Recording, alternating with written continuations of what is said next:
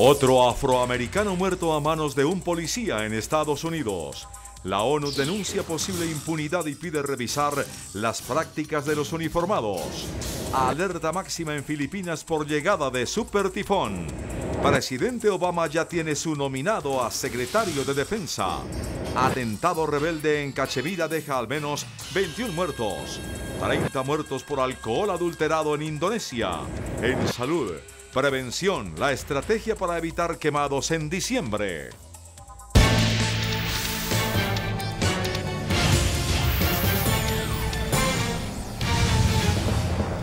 Buenas noches, bienvenidos a CMI Internacional. Vamos a comenzar en los Estados Unidos. La ONU alertó sobre la posible discriminación y brutalidad policial en ese país después de que se presentó la muerte de otro hombre afroamericano, esta vez en el estado de Arizona, en medio también de un ambiente turbio provocado por los fallos de justicia que eximieron en las últimas 2 semanas a 2 agentes en los estados de Missouri y de Nueva York.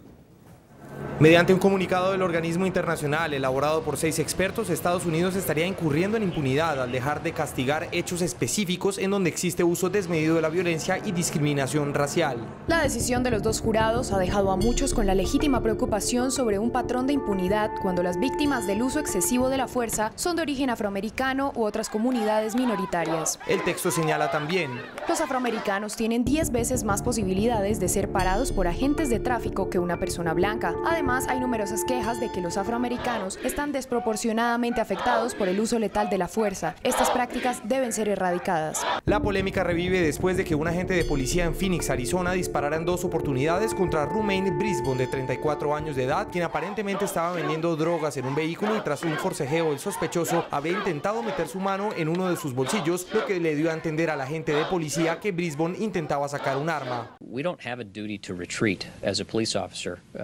In fact, we have a duty to investigate in this particular case. And he made a decision when the suspect got out of the vehicle, believing that he would leave the area. Don't shoot!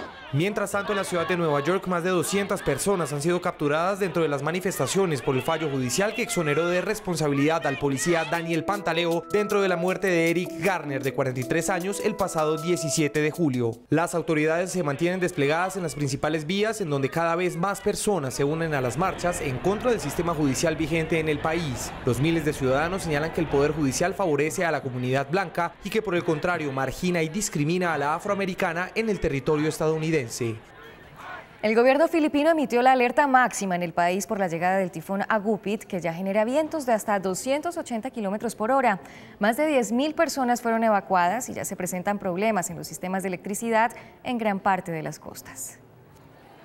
Miles de personas se encuentran resguardadas en albergues provisionales habilitados por el gobierno, mientras que muchos han decidido abastecerse de provisiones para hacer frente a la llegada de Hagupit o Ruby, como es conocido el supertifón que está por tocar tierra. En algunas partes del país se registran ráfagas de viento que alcanzan los 280 kilómetros por hora, además de precipitaciones que mantienen a la población atemorizada, ya que las oficinas de monitoreo señalan que el desastre puede ser dramático. They're saying now 50 provinces for 81. This is a lot worse, in that sense, so worse than Yolanda.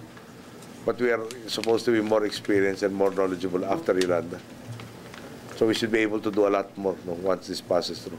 Las autoridades señalaron además que la población debe prepararse para las inundaciones, deslizamientos y avalanchas de tierra que podrían ocurrir con la llegada del tifón. No obstante, el gobierno llamó a la calma y al seguimiento de los protocolos de seguridad. Paulit-ulit yung message. No? It's a natural phenomenon. We are prepared. But all of the preparation will be for nothing if people decide to let their imaginations run wild. Las fuerzas de seguridad del país ordenaron el cierre de escuelas y oficinas públicas en casi todo el país, mientras que miles de personas han decidido abandonar sus hogares para dirigirse a los albergues provisionales que han sido habilitados por el gobierno y las fuerzas militares, los cuales además estarán dotados de alimentación y medicinas para los afectados. Y volvemos a los Estados Unidos. El presidente Barack Obama presentó al demócrata Ashton Carter como nominado para ocupar el cargo de secretario de Defensa tras la renuncia del republicano Chuck Hagel la semana pasada. Today I'm pleased to announce my nominee to be our next Secretary of Defense, Mr. Ash Carter. Ashton Carter, republicano de 60 años, es licenciado en Física e Historia Medieval de la Universidad de Yale y es considerado experto en seguridad nacional, en armas de alta tecnología y en presupuestos militares.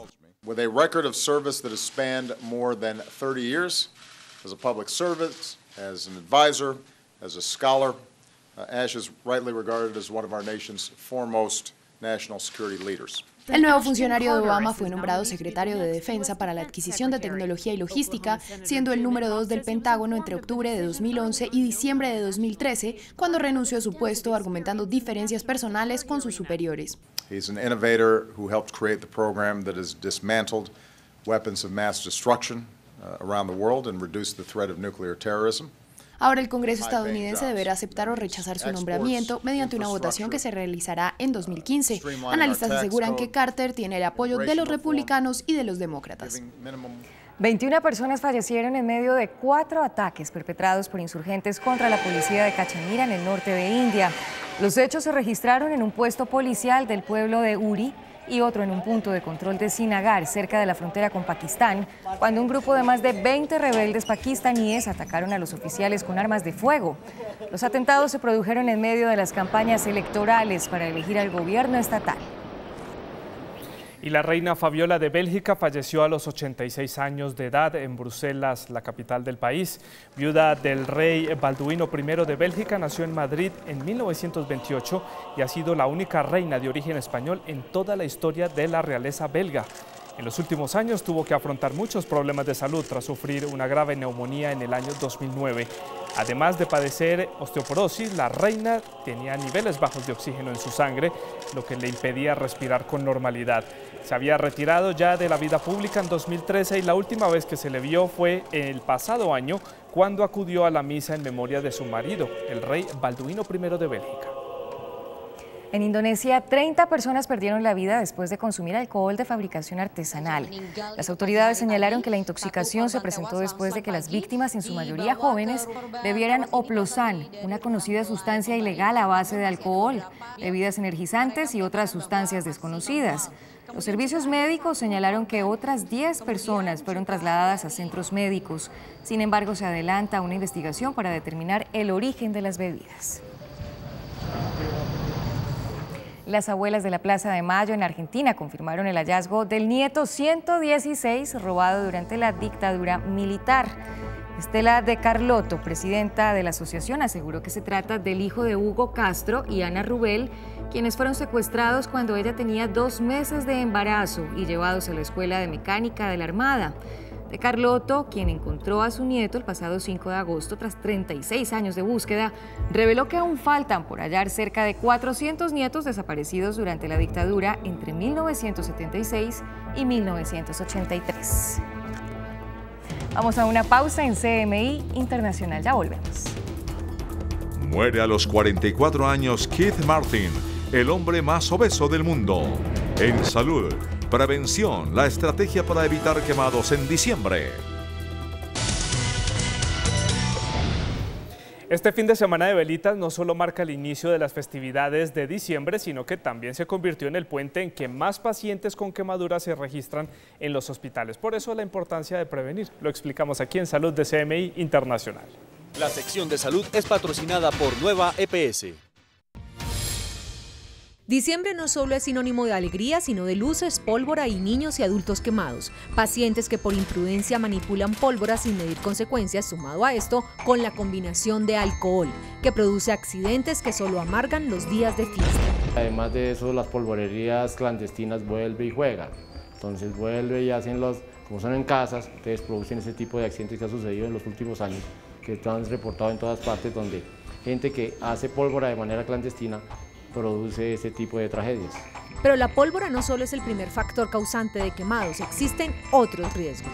Aparte de la pólvora, los quemados por electricidad, porque utilizan los globos y los globos van y se quedan dentro de las cuerdas de alta tensión y las personas tratan de bajarlos y pueden producir accidentes con electricidad. La llama, con gasolina, las quemaduras por aceite, haciendo los buñuelos. Entonces ponen el aceite muy caliente y al ser muy caliente hace que la masa que hacen en el buñuelo explota. Y al explotar, lógicamente, se quema generalmente la cara, los ojos, las manos. Aunque lo más importante es la prevención, si existe algún tipo de accidente, hay procedimientos que no se deben hacer. 1. No utilicen ni mantequilla, ni café, ni telaraña, ni tierra. Lo que tiene que hacer uno inmediatamente se quema, como hace uno cada vez que se quema con un fósforo, es meta la mano debajo de un chorro de agua fría, lo envuelve en un paño limpio, en un trapo limpio y se lo lleva a un centro de salud o al hospital o aquí, donde esté más cercano. ¿Para qué? Para que vean el manejo de la quemadura. Murió el británico Keith Martin, el hombre más obeso del mundo. Martin, de 44 años de edad, falleció a causa de una neumonía que lo aquejaba desde hace algún tiempo. Hace 8 meses se había sometido a una cirugía en la que se le removieron 3 capas del estómago. Según médicos y familiares, Keith llegó a pesar 444 kilos debido a que consumía 20.000 calorías al día. Sus desayunos incluían al menos 10 huevos, pizzas, hamburguesas y tomaba al menos 2 litros de gaseosa diariamente. Se cree que su desorden alimenticio comenzó tras la muerte de su madre, lo que le generó una profunda depresión. Hasta aquí la información internacional. Gracias por su compañía. Que tengan un feliz puente festivo. Nos vemos el martes. Continúen con Pregunta Yamit.